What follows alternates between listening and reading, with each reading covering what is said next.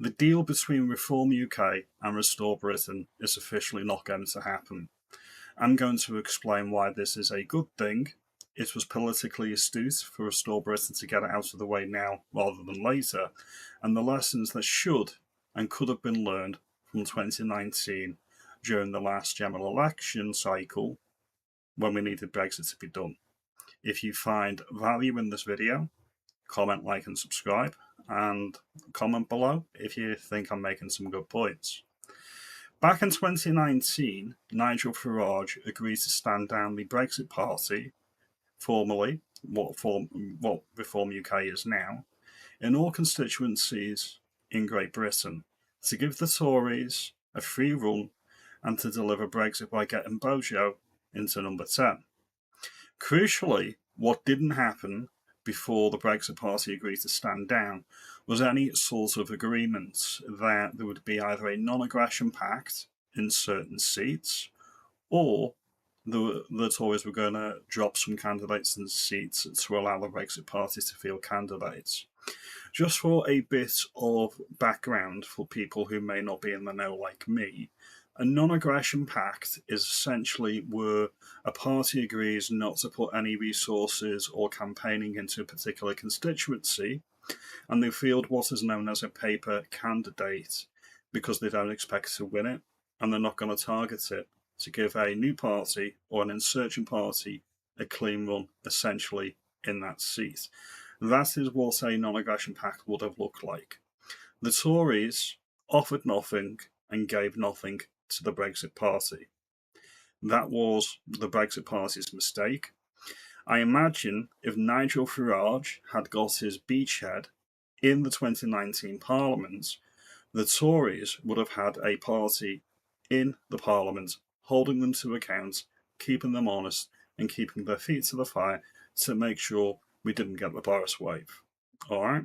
So that didn't happen. Those were the lessons that should have been learned by Reform UK moving forward. Flash forward to 2026 and this deal that Rupert Lowe put before Reform UK and said, these are our conditions, accept them or don't.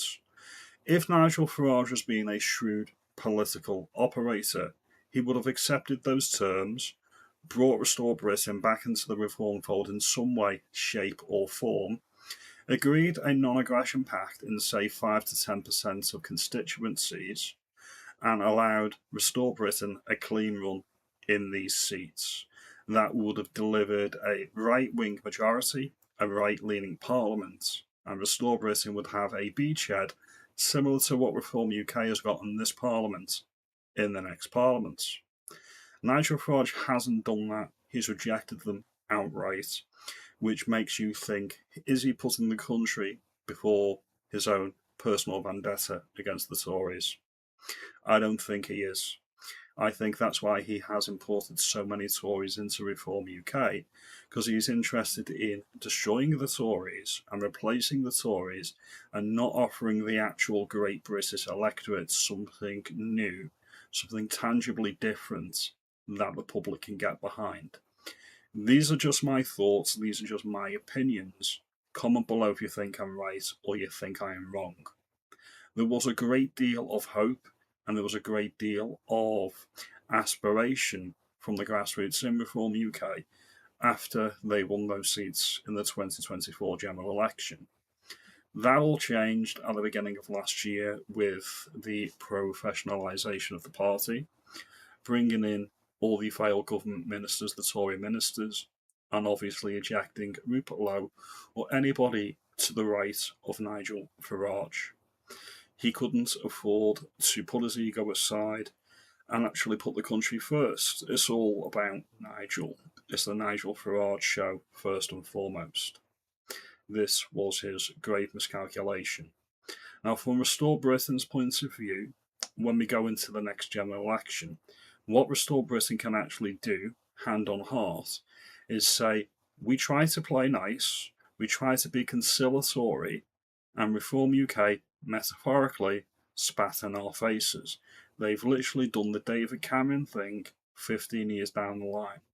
If you remember, back in the day, David Cameron called UKIPers a basket of deplorables, essentially. The loonies, fruitcakes and nutcases. That's what he called the UKIPers back in the day. Nigel has done the same thing. He's essentially said, we don't want you, we don't need you. That lot can go and screw themselves. Now, who are they going to vote for in 2029? This is the thing. The Tories have rejected the deal with Reform. Reform have rejected the deal with Restore Britain. Still all to play for, but this is why it was very wise of Restore Britain to get this all out now, because nobody can say that they're not playing fair. Comment below if you think I'm right. Comment below if you think I'm wrong. Like and subscribe. I'll see you in the next one.